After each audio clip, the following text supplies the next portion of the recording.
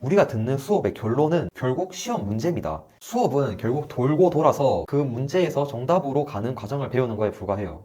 그래서 의대에서도 공부를 잘하는 선배들은 대부분 이렇게 조언해요. 수업을 듣기 전에 기출문제의 만 대충 매칭을 해보라고요. 그것만 해봐도 실제로 수업을 듣는 게 굉장히 편해집니다. 의대에서 10%가 되고 들었고요. 의대를 목표로 하는 200명 넘는 학생들과 공부하고 있고 여러 시험에 수험 중 분들 컨설팅에 드리기도 했습니다.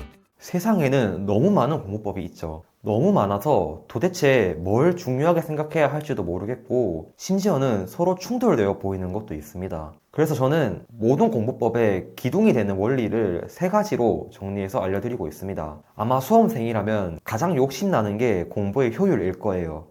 효율을 높여야 적게 공부하고도 더 나은 성과를 낼 수 있고 괜히 남들보다 수험 기간이 길어지는 일이 없어진다는 걸 누구나 알거든요. 그러나 이 공부에서의 효율이라는 걸 정확히 어떻게 높이는지 모르기 때문에 그냥 똑똑한 사람이 효율도 좋겠지 라고 생각하는 것 같아요. 그런데 효율을 높이는 데에도 원리가 있습니다. 저는 의대에서 살아남으려고 정말 이것저것 많은 노력을 해봤어요. 그리고 공부에서 순서를 바꾸는 게 효율을 높이는 키포인트라는 걸 깨달았습니다. 아마 잘 와닿지 않을 수도 있어요. 같은 머리로 같은 양의 공부를 하는데 순서만 바꿔도 효율이 바뀐다는 게 사실 이상하게 들리잖아요. 그런데 실제로 그렇습니다. 머리가 지식을 받아들이는 데에도 적절한 순서가 있기 때문이에요. 테트리스 게임 할 때도 아래부터 쌓아 올리는 순서를 잘 조정해야지 블록이 착착 맞아 떨어지는 것처럼 지식을 쌓는 것도 마찬가지입니다. 이렇게 공부해서 순서를 잘 조정하는 사람을 순서 감각이 좋다고 합니다. 순서 감각이 나쁜 사람들은 책을 반드시 1챕터부터 1페이지부터 첫째 줄부터 한 단어씩 꼼꼼하게 읽어야 한다고 생각해요. 그런데 그건 효율의 측면에선 좋은 방법이 아닙니다. 단지 앞에서부터 차례로 보는 순서는 효율적인 순서는 아닐 가능성이 높아요. 구체적인 전략을 가지고 목차를 먼저 본다던가 이해하기 쉬운 것을 먼저 본다던가 흥미있는 곳을 먼저 본다던가 이런 방식이 더 효율적이에요. 사실 이까지는 지난 영상에서 말씀을 드렸고 오늘은 여기서부터 얘기를 이어나가 볼게요. 지금부터 정말 잘 들으셔야 합니다. 지식의 습득 순서는 목적에 맞게 효율적으로 여러분이 직접 선택해야 하는 겁니다. 누군가 정해놓은 순서에 따라서 일률적으로 따르거나 그냥 앞에서부터 읽는 게 아니라요. 직접 선택할 수 있으려면 일반적으로 어떤 순서가 효율적인지에 대한 사전 정보가 있어야겠죠. 저는 이런 공부에서의 효율적인 순서들을 오랫동안 정리를 해왔어요. 제가 지금까지 정리해 놓은 건 한 20가지 정도 되는 것 같습니다. 그걸 영상 2편에 걸쳐서 핵심적인 몇 가지만 제가 소개해 드리겠습니다. 첫 번째로 소개해 드릴 내용은 전체와 부분에 관한 내용이에요. 이걸 잘 알아두시면 텍스트로 이루어진 모든 종류의 정보를 다룰 때 응용할 수 있습니다. 사실 활자로 된 것뿐만 아니라 영상도 똑같아요. 그것도 이따가 뒤에서 말씀을 드릴게요. 꼭 아셨으면 하는 게 독해력도 지식으로 어느 정도 커버가 가능합니다. 배경 지식을 공부하라는 건 아니고요. 효과적으로 읽는 방법, 그런 생각하는 방식들이 이미 이론적으로 밝혀진 게 많이 있습니다.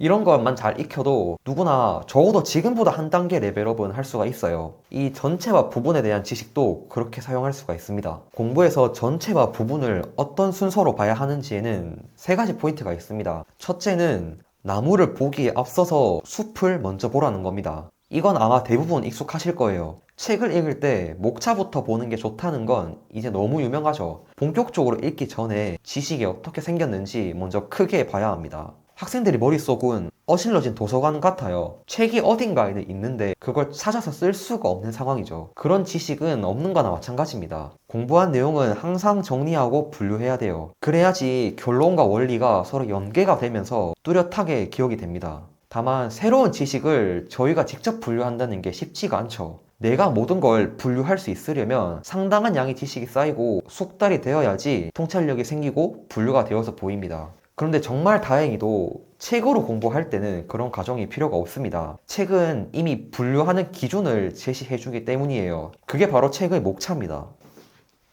이런 교재를 본다고 생각해 봅시다. 가장 처음에 해야 될 일은 책의 구조를 보는 겁니다. 이 책의 목차는 총 6장으로 되어 있어요. 서론과 마지막을 빼면 메타인지, 목적 감각, 순서 감각, 능동 감각, 그리고 응용 이렇게 이루어져 있습니다. 그러면 공부법을 처음 배우는 사람이라도 아, 공부법에는 이렇게 4가지 원리가 있구나, 그리고 이 책의 마지막에는 이들을 합쳐서 응용하는 걸 보여주는구나 라고 생각할 수가 있겠죠. 이렇게 머릿속에 구조가 있어야 본격적으로 읽은 지식을 저장하기에도 좋고 나중에 필요할 때 출력하기에도 좋습니다. 사람의 뇌와 컴퓨터를 비교하는 예시도 굉장히 유명한데요. 폴더가 없으면 수많은 파일을 다루기가 어렵습니다. 그래서 파일을 본격적으로 저장하기 전에 미리 폴더를 만들어야 됩니다. 전체와 부분에서 두 번째 포인트는 부분을 읽을 때도 항상 전체를 염두에 두라는 겁니다. 숲을 먼저 본 후에 나무를 보라고 했죠. 숲을 본 이후에 나무를 볼 때도 항상 숲을 머리에 염두에 둬야 합니다. 지금 읽는 내용의 좌표를 모르면 지식이 머리에 남지 않기 때문이에요. 그래서 목차를 복사한 뒤에 옆에 두고 보라는 유튜버 분도 계시죠. 목차를 먼저 봐도 한 번에 다 기억하기가 힘들기 때문이에요. 옆에 두고 흘깃흘깃 확인하면서 같이 볼 때 전체와 부분이 상호작용을 하면서 이해에도 시너지 효과를 줍니다. 독해력이 낮은 사람이 정말 많이 하는 실수가 지금 내가 무엇에 관한 내용을 읽고 있는지 까먹는 겁니다. 옛날에 저도 그랬어요. 어떤 부분을 열심히 읽다 보면 이 설명이 어떤 맥락에서 나왔는지 까먹어요. 책을 이렇게 읽으면 책의 주요 골자가 어떻게 흘러갔는진 기억도 안 나고 그냥 다 읽고 난 뒤에도 뭔가 내 마음에 와닿았던 문장 몇 개만 생각나죠. 이걸 책을 제대로 읽었다고 할 수가 없습니다. 그래서 항상 나무를 볼 때도 숲을 생각해야 합니다. 전체와 부분에서 세 번째 포인트는 마지막에 숲을 한 번 더 봐주라는 겁니다. 본격적으로 읽을 때 특정 부분을 너무 깊게 파다 보면 이게 이해도가 좀 올록볼록해질 수가 있습니다. 어떤 부분은 너무 빵꾸가 나게 되죠. 사실 취미로 책을 읽을 땐 이게 큰 문제가 되지는 않아요. 그런데 시험에선 약점을 메우는 게 가장 중요하기 때문에 꼭 마지막에 전체를 다 보면서 빠진 부분이 없나 점검을 해줘야 합니다. 이 과정이 없으면 강점만 점점 강화되고 약점은 계속 약한 채로 있는 일이 벌어질 수가 있어요. 자기 개발의 관점에선 강점을 더 강화하는 게 성공에 유리할지도 몰라요. 그런데 시험 공부에서는 아닙니다. 시험 공부에선 약점이 있는 게 치명적이에요. 약점을 없애는 게 가장 중요합니다. 비록 깊게는 모를지라도 되도록 빠지는 부분 없이 고르게 공부하는 게 시험 공부에선 정말 중요해요. 물론 공부 순서를 정하는데 전체와 부분의 지식만 있는 건 아닙니다. 공부 계획을 짤 때 이런 점을 참고해서 하라는 것이지 이거 하나로 모든 공부 순서를 정하라는 건 아니에요. 다른 순서도 한번 배워봅시다.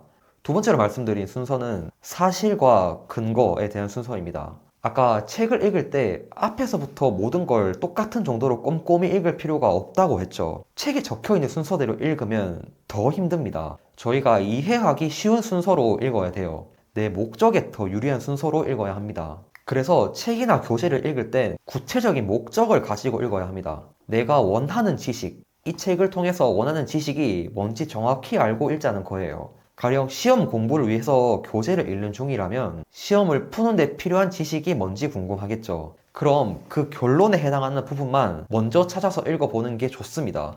결론과 그 결론이 도출되는 근거를 구분해서 보자는 거예요. 결론의 모든 도출 과정까지 다 이해하는 것보다 일단 결론만 뽑아먹고 문제를 풀 수 있는 상태를 먼저 만드는 게 더 쉽고 빠르기 때문입니다. 그 결론만 가지고도 모든 문제가 쉽게 풀린다면 사실 근거나 이유에 해당하는 부분을 굳이 이해할 필요가 없겠죠. 나중에 공부에 좀 더 깊이를 주고 싶을 때 그런 부분만 취사 선택해서 내용을 보완하면 됩니다. 아마 이 부분은 예시가 없으면 좀 추상적으로 느껴질 거예요. 그래서 제가 수업이나 강의를 듣는 상황을 한번 설명해 볼게요. 인강을 들으면서 공부하는 수험생도 이렇게 하시면 되고요. 대학에서 강의를 듣고 내신 준비하는 분들도 이 순서대로 하시면 효율이 많이 올라갈 겁니다. 첫 번째로 전체와 부분의 순서에 대해서 아까 말씀드렸죠. 이걸 강의 들을 때 활용하려면 강의록이나 교재의 구조를 먼저 파악하면 됩니다. 강의를 듣는 것도 지식을 머리에 집어넣는 과정이죠. 이것도 책을 읽는 것과 같아요. 지식을 잘 저장하려면 폴더가 필요합니다. 저장할 장소를 미리 만들어 두지 않으면 지식이 둥둥 떠다니다가 금방 휘발될 거예요. 그런데 강의를 듣는 동시에 구조를 파악하는 건 좀 힘듭니다. 대부분의 사람은 숲과 나무를 동시에 볼 능력이 안 되기 때문이에요. 그래서 강의를 듣기 전에 강의록이나 교재의 목차를 봐주면 좋습니다. 제일 큰 목차만 보는 정도로는 좀 부족하고 작은 목차까지 읽으면서 전체적인 흐름을 예상해보면 좋습니다. 여기서 조금만 추가하면 가장 좋은 건 이 강의의 핵심이 무엇일지, 결론이 뭘지도 미리 본인만의 추론을 해보는 겁니다. 이렇게 스스로 머리를 굴려보고 나서 강의를 들으면 흡수력이 훨씬 빨라져요. 이미 한번 생각을 해봤기 때문에 내 생각이 맞았는지 확인하는 건 훨씬 쉬워요. 틀렸으면 거기서 배울 게 있고 맞았으면 강의 흐름에 올라타서 편하게 가는 거죠. 두 번째로는 결론을 먼저 확인하자는 순서를 배웠습니다. 이걸 공부에 적용하면 강의를 듣기 전에 시험의 기출 문제를 미리 확인하는 게 좋습니다. 우리가 듣는 수업의 결론은 결국 시험 문제입니다. 시험 문제를 푸는데 필요한 논리와 결론을 가르치는 게 수업이죠. 우리가 비록 결론에 다다르는 논리를 혼자서 이해하지는 못하더라도 결론이 뭔지는 미리 알아갈 수가 있습니다. 시험 문제랑 정답이 바로 그것이죠. 수업은 결국 돌고 돌아서 그 문제에서 정답으로 가는 과정을 배우는 거에 불과해요. 그 결론을 미리 보고 싶으면 기출 문제의 문제와 답을 보면 됩니다. 그래서 의대에서도 공부를 잘하는 선배들은 대부분 이렇게 조언해요. 수업을 듣기 전에 기출 문제의 문제의 답 정도만 대충 매칭을 해보라고요. 그것만 해봐도 실제로 수업을 듣는 게 굉장히 편해집니다. 예전에 어떤 문제가 출제되었는지를 알고 들으면 수업을 들을 때도 자동으로 강약 조절이 되고요. 강의라는 건 1시간 내내 풀로 집중하는 게 물리적으로 거의 불가능하기 때문에 강약 조절도 필요합니다. 그리고 이걸 하면 수업 시간의 목표도 자동으로 정해지죠. 내가 문제를 통해서 미리 봤던 그 결론의 이유나 근거를 이해하는 걸 수업의 목표로 정하면 됩니다. 아, 이래서 그 문제의 답이 그랬구나. 그래서 시험에서 그런 문제가 나왔었구나. 이렇게 강의를 들을 때 개인적인 목표가 뚜렷해지면 집중하기에도 훨씬 쉽습니다. 혹시 강의를 들을 때 뭔가 졸리거나 집중이 안 된다면 본인 수준에 너무 어렵기 때문일 수도 있어요. 어려워서 집중이 안 된다면 이렇게 전체 체계를 잡고 들어가거나 꼭 알아야 할 결론을 미리 잡고 들어가는 게 큰 도움이 됩니다. 네, 그래서 오늘은 순서 감각의 2가지 예시에 대해서 공부했습니다. 전체와 부분의 순서, 결론과 근거의 순서를 배워봤어요. 이런 관점을 가지고 계시면 공부 순서를 주체적으로 설정하는데 크게 도움이 될 겁니다. 그런데 제가 지금 올리는 강의 내용이 좀 압축적이다 보니까 어렵게 느끼는 분들도 많으실 것 같아요. 내 공부법이 잘못된 건 알겠는데 도대체 어떻게 이걸 다 적용할지 모르겠다는 분들이 분명히 많이 계실 거예요. 그런데 공부법은 한 번에 모든 걸 다 뜯어 고칠 필요가 없습니다. 원래 그렇게 하는 게 아니에요. 내 공부를 반성해 보면서 한 번에 나의 단점을 하나씩만 수정하면 됩니다. 그렇게 매일 효율이 조금씩 높아지면 장기적으로 봤을 때는 아무렇게나 내키는 대로 공부했을 때보다 훨씬 더 가능성이 높은 공부를 하고 있는 겁니다. 이렇게 공부법 압축 강의 5강의 내용이 끝났는데요. 지금까지의 내용을 간략히 정리해 보자면 공부법이라는 건 내 사고의 과정을 효과적으로 고치는 것이라 했죠. 내 사고 과정을 효과적으로 고치려면 2가지가 필요합니다. 우선 내 생각을 내가 볼 수 있어야 하고요. 어떤 게 효과적인 사고법인지도 알아야 합니다. 내가 내 생각을 보는 거, 이게 1강에서 배운 메타임지입니다. 하루에 30분씩 꼭 연습해야 되는 간단한 연습법도 제가 알려드렸어요. 그리고 2강부터 본격적으로 어떻게 효율적인 사고법을 하는지 배웠습니다. 공부의 효과를 높이는 방법에는 3가지가 있죠. 그게 목적 감각, 순서 감각, 능동 감각입니다. 공부의 감각이 좋다라고 말하는 사람들은 이 3가지 중 하나가 발달되어 있다고 보면 됩니다. 목적 감각은 공부의 방향성을 위해 꼭 필요하죠.